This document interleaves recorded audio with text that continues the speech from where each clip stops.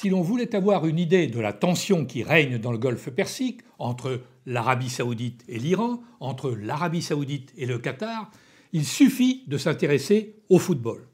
Le Qatar a été mis à l'index en 2017 par Riyad et les Émirats arabes unis pour avoir refusé de rompre toutes ses relations avec l'Iran.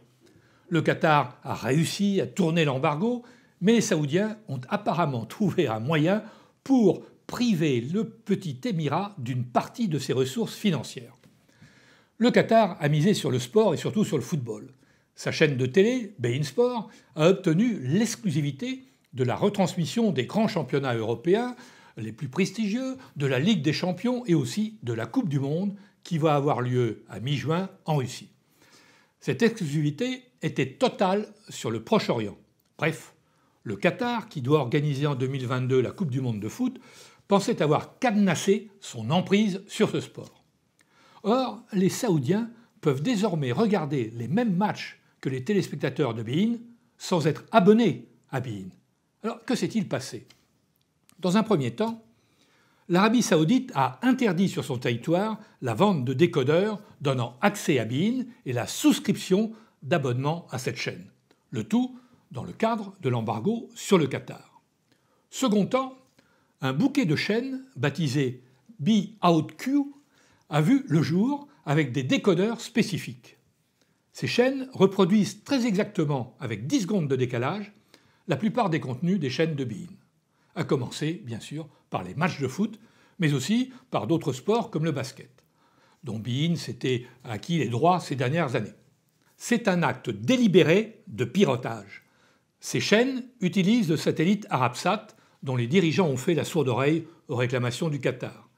Les équipes de beIN ont tenté de contrer technologiquement ce piratage, sans succès. Apparemment, les Saoudiens, qui sont derrière les pirates, ont bénéficié de tout ce qu'il y a de meilleur en matière de technologie et de piratage. Les Qataris ont bien évidemment informé la FIFA de cette situation, car ils voient arriver la Coupe du Monde et ils risquent de perdre des sommes considérables puisqu'une bonne partie du public moyen-oriental va regarder les matchs avec des décodeurs et des abonnements saoudiens.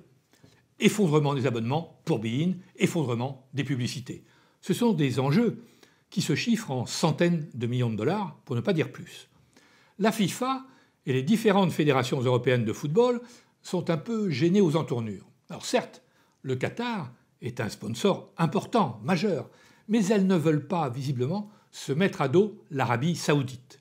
Une Arabie saoudite qui vient de proposer à la FIFA d'investir 25 milliards, oui des milliards, de dollars dans 2 nouveaux tournois. La Ligue espagnole vient également de signer un contrat de sponsoring fort lucratif avec les Saoudiens. Bref, au petit jeu des poches profondes, l'Arabie saoudite a autant, sinon plus, de moyens que le Qatar. Bien évidemment, cette offensive sur le football est pilotée par le nouvel homme fort saoudien, Mohammed Ben Salman. Derrière le Qatar, c'est l'Iran qui est visé. L'objectif étant d'isoler l'Iran et de lui enlever le seul soutien que les Iraniens aient parmi les Émirats.